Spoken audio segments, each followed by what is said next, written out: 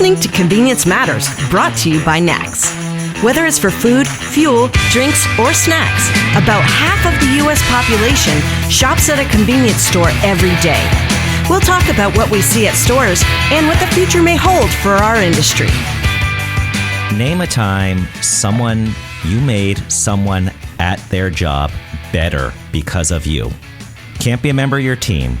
Think about that again. Can you name a time when you made somebody better at their job? If you can't think of a reason, this guy we're talking to next won't hire you.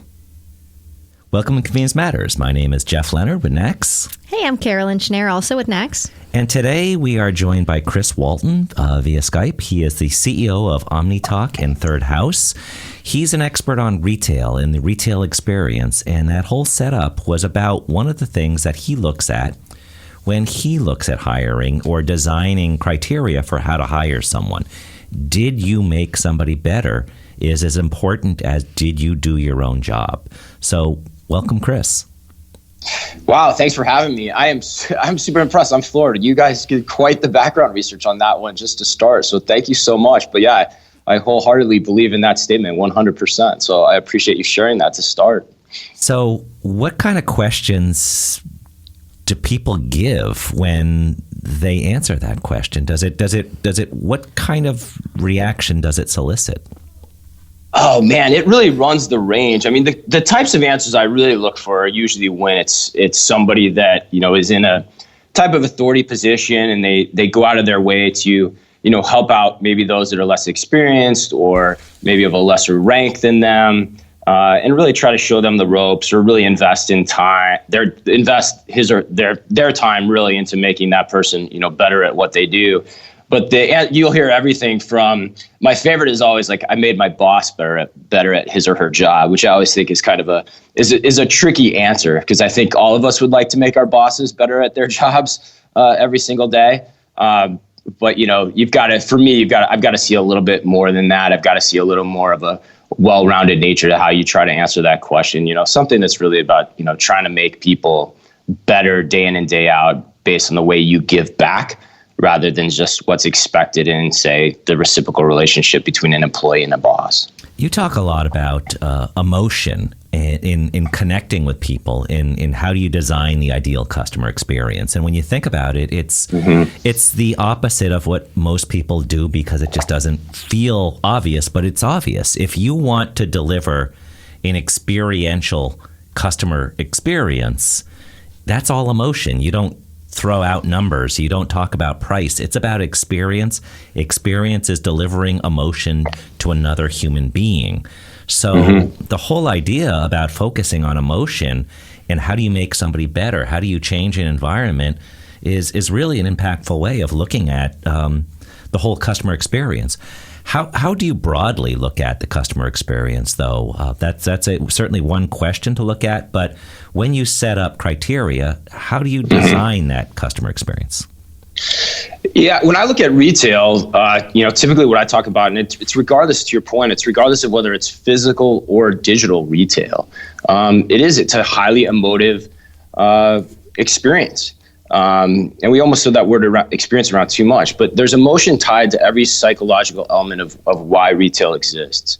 And the 5 words I always go back to, or the framework I always use, is this. I think if you look at why stores have existed, they've always existed for, 1, to be a place of inspiration. That in and of itself is emotional.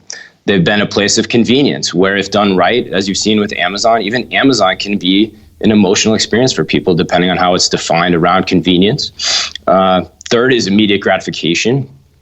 And then 4th or 5th are really where a lot of that comes into play too. I think especially as you talk about the future frontiers of retailing, or 4th is this idea I call taction. And I think this is probably the biggest separator between physical and digital retail right now. And by way of taction, I mean, it's doing those things in a physical retail experience that you can't simulate online.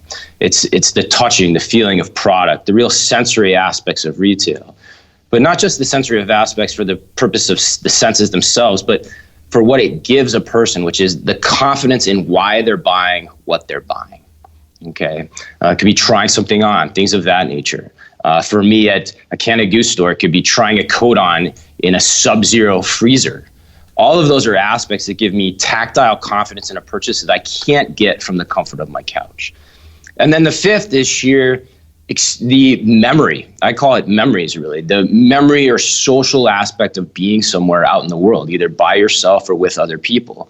That's still the reason people go places, right? You might go shopping with the girlfriends. You might go shopping with your wife or your spouse. It doesn't matter, but it's also something to do. And so retail is always, to me, a mix of those 5 psychological dimensions. Emotion plays into all of them, but who you are as a retailer, who you are as a brand defines how you want to position yourself strategically against all of them. So I was really taken by the number 4 one, which you said was really interesting, but also with like our convenience stores, those are not that you can shop convenience items online nowadays. You can shop anything online. You can buy anything you want. 100%. But I think a convenience store, which is our industry, is so it's immediate. You have to go there. It's something. And a lot of times we sell impulse buys. If somebody wants this right now and, I didn't think about that, but I want to eat that. That looks beautiful. That looks good. It smells good. And I think there's other things, like you said, that like in retail that you have to experience, like cars, for instance. You generally don't buy them online because you want to test drive it, or lotion. You want to try it and make sure it's not like extra greasy, or shoes. That's something I don't love buying online, even though I can, because I want to make sure it actually fits and feels comfortable. But let's go back to convenience stores. I think, are there opportunities that you can identify to a listener that a convenience store should specialize in to really to win traction? Yeah, I think there's some important things to set the table for in terms of the context of that question too, before we even dig into it a little bit. And I think what's important for people to always remember, especially retailers, is that the act of searching is very different than the act of discovering product. And this plays into the convenience store industry especially. And nowadays, when people know what they want to buy or have a strong inkling about what they want to buy, most of the time they're going to Google or Amazon to find it. They're clicking into their mobile phone, putting it into their browser, and voila, lo and behold, it's there a day or two later. Now, if you look back in history, that's why places like, in my opinion, that's why places like a Toys R Us or Borders bookstores, Blockbuster Video, Circuit City, like that's why those places died. It wasn't anything else. It was that back then that was the only way we had to acquire those products. With the rise of e-commerce, then especially with Amazon, that became less and less important to us. And therefore, we had no real emotional connection to those brands, as we just talked about. And so that became a much easier way for us to do that job we had to get done, which was to rent a movie, buy a book, or buy a toy for our kids. And so that once we knew how to get that and we knew what we wanted, it became very easy.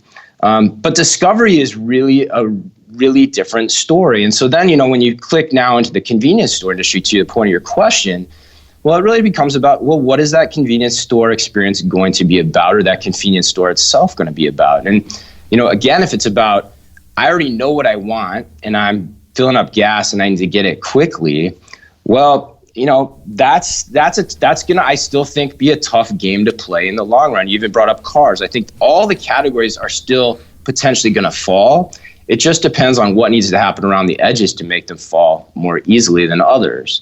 For example, if you could return cars easier, if you could fill out the paperwork more easily than you can now, that can make things happen differently. And so even the convenience store business, just because I know what I want and it's conveniently placed next to my house, doesn't mean that's going to win out in the long run. So there's a lot of things you've got to continue to do to fortify all the true traditional quote unquote convenience aspect of how easy is it to transact? Can I get in and out of the store fast?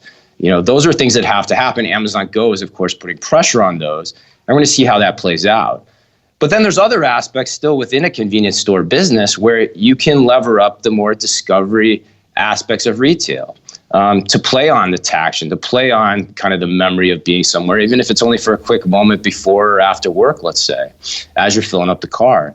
And so that can be things like you've seen, I think some successful, convenience store retailers do this, where they're, really levering up, say, the food side of the business, the taste and the quality of what you can get inside of there, maybe the access to products that you wouldn't normally find in those spaces, especially as people across the country and the world are trying to eat more healthily. Mm-hmm. Those are the types of things that I think kind of play into that angle where it's okay, in some ways, like the convenience store industry is built for it. I'm filling up my car. Well, let me go and discover.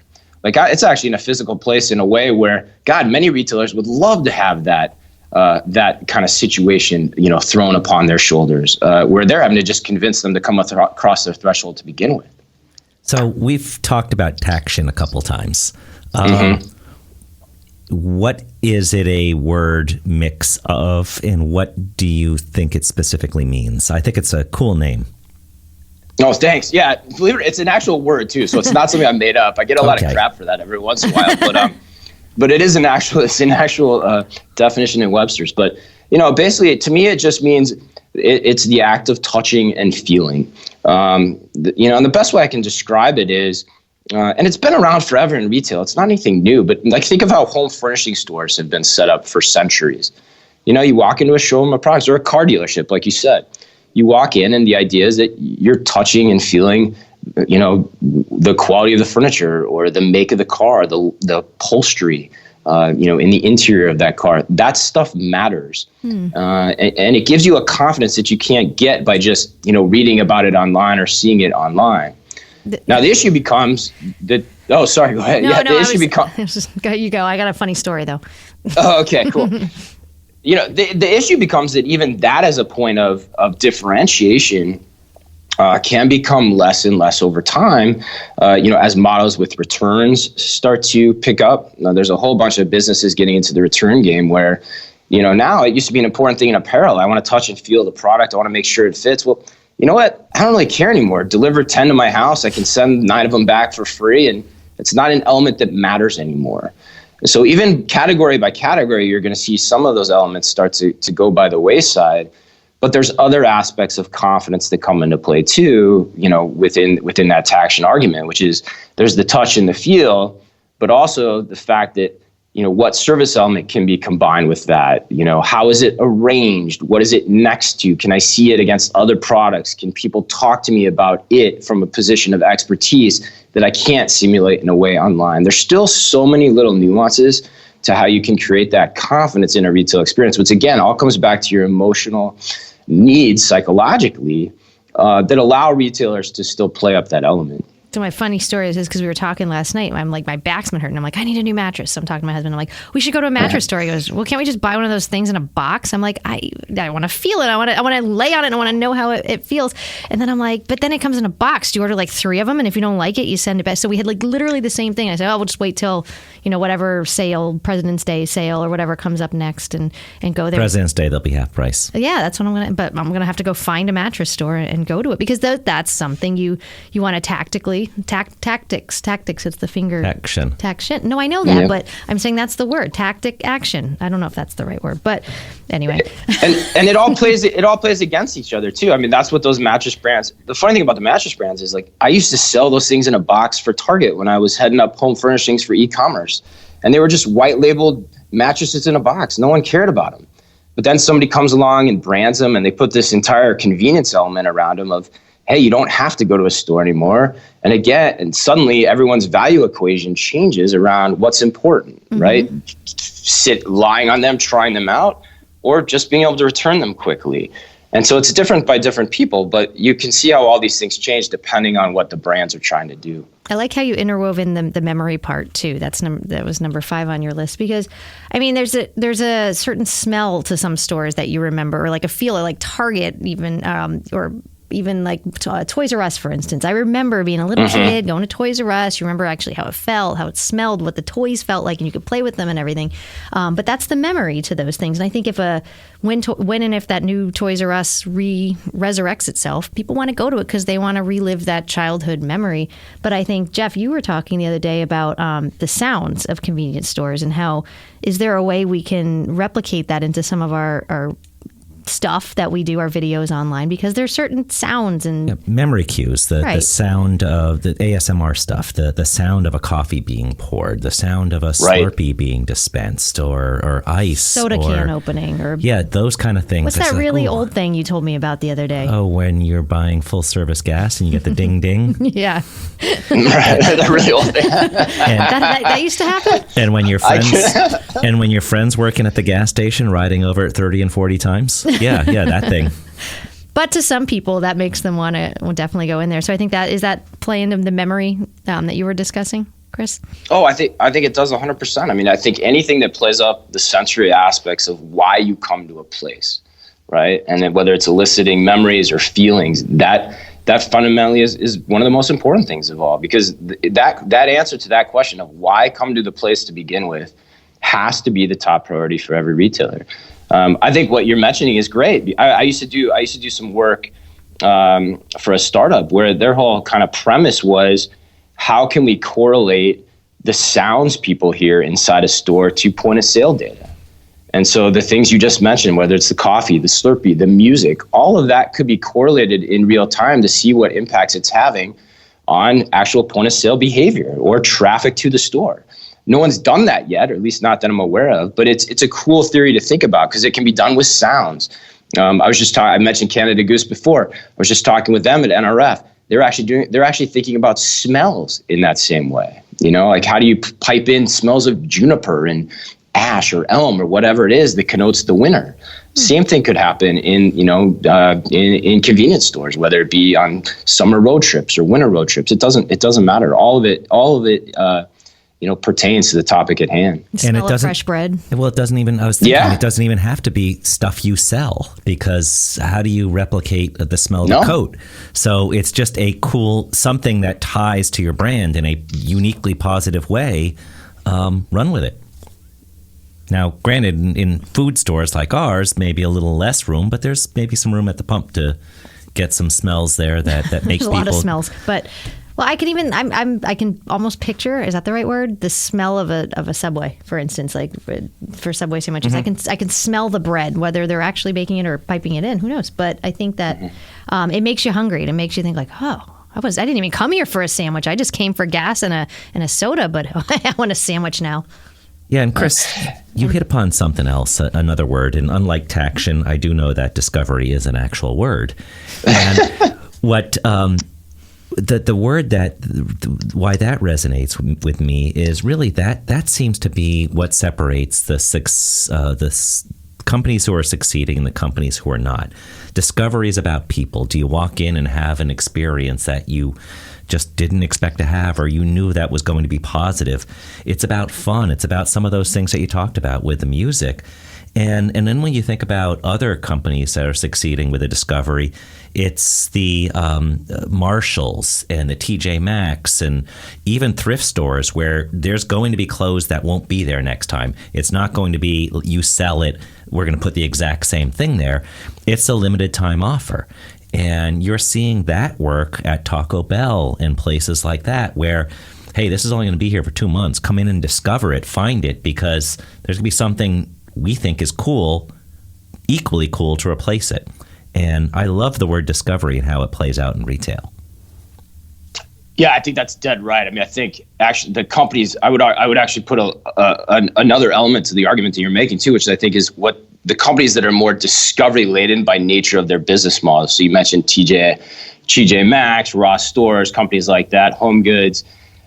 That puts them in a place where it affords them, they're a little more sustainable. They have a few more moats built around the castle, so to speak, because that's activity that just is really hard to simulate online. If you've ever, tried, you had the flash sites that those tried to take off for a little while, but those were always items at a time. It's really hard to go on a website and say, hey, just dazzle me with all these unexpected finds that you can't get anywhere. Now your social feeds are trying to do that. And so with all of this, I just say, it's a matter of time. But yes, that act of discovery 100% puts people in a more advantageous position than, again, say the people that are just selling things that everyone's always been selling. And it's harder to see how the road plays out for those guys. So you talked about how the experience is different for retail and online. Do you hire different people for online and retail? Is online all about execution and fulfillment, and retail is more emotion and one-on-one engagement? And for companies that have both of those, they have an online and retail presence. Can one person do both jobs? Yeah, that's a really great question. I love this topic. No one's ever asked me that in an interview too. So thanks for asking. Good job, Jeff. Thanks. Yeah. What's taction? No, it's a great question. I think it's a fundamental issue in the industry right now, and I plan to talk about this a little bit in my speech at the upcoming NACS conference here.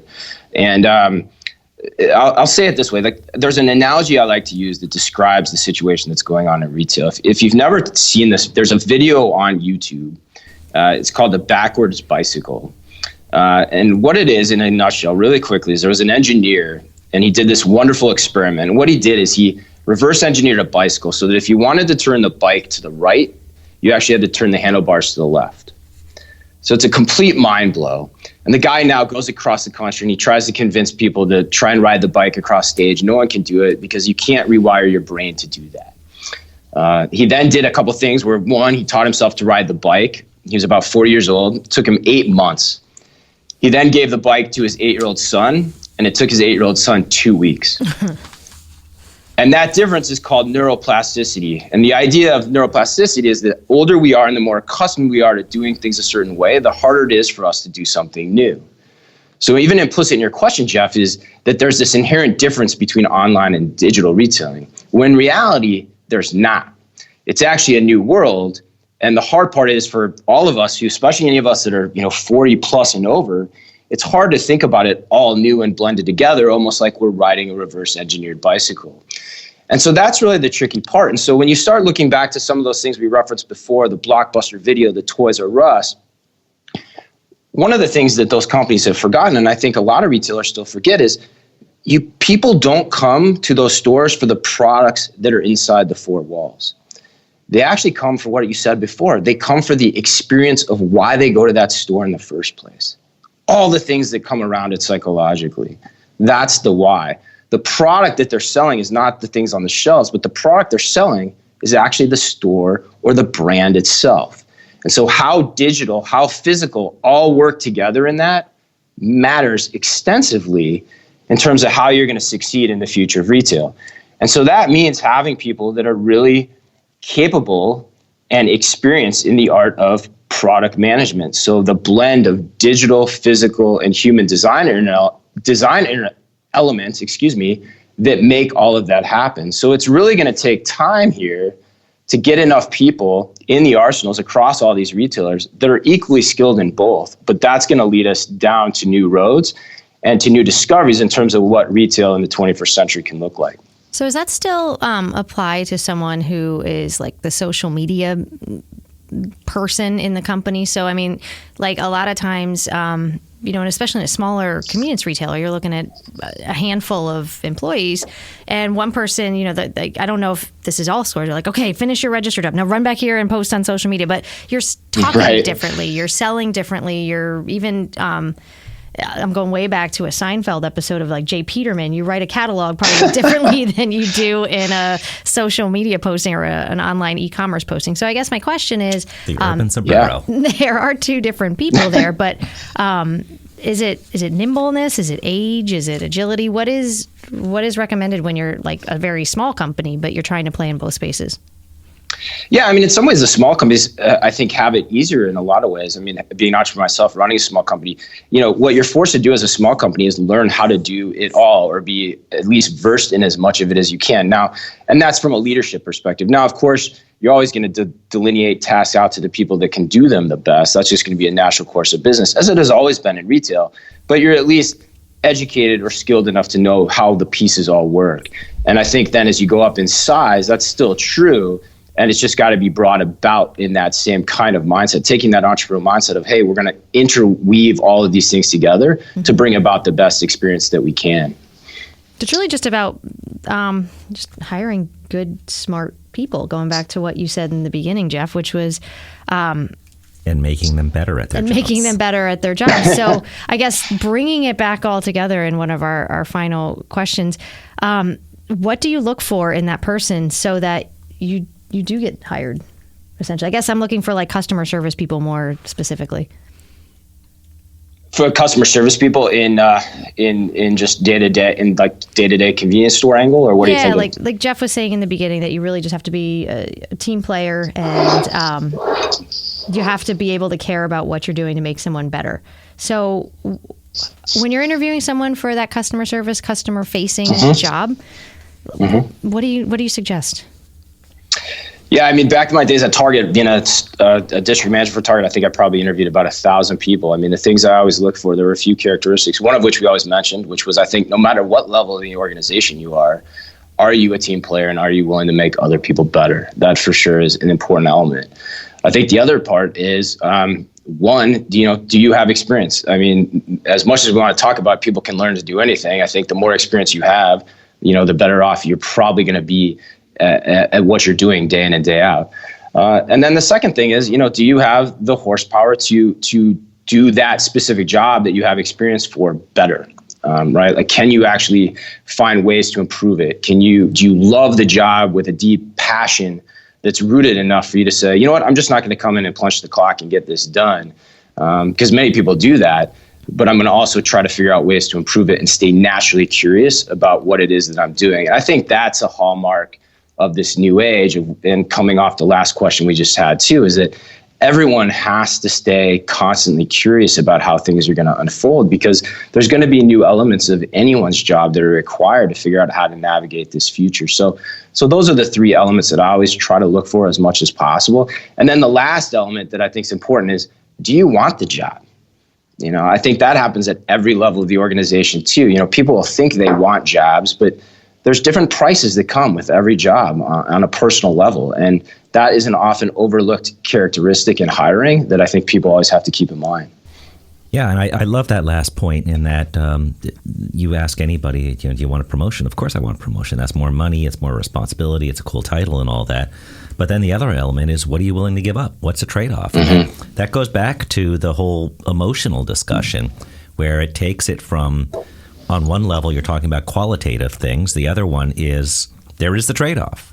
And it's okay to say no. And it's okay to want to be this type of person and have this type of balance. So it's an all cool element in how this all plays out, and looking at how to hire people and how to train them up. And make it a great customer experience. So with that, Chris, where are some places that our listeners can find you?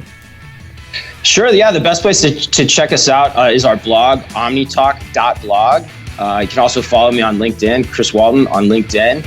But we're producing content on a pretty regular basis, right, for Forbes a few times a month. And then our weekly podcast, The Fast Five, is always available on the blog as well. Well, that's awesome. We're going to check that out. And I really thank you for your time today, for this insight. I learned a lot of really cool stuff, and I learned what taction means, which I can play Scrabble better. So again, Chris, thanks for joining us, and thank you for listening to Convenience Matters. Convenience Matters is brought to you by NACS and produced in partnership with Human Factor. For more information, visit convenience.org.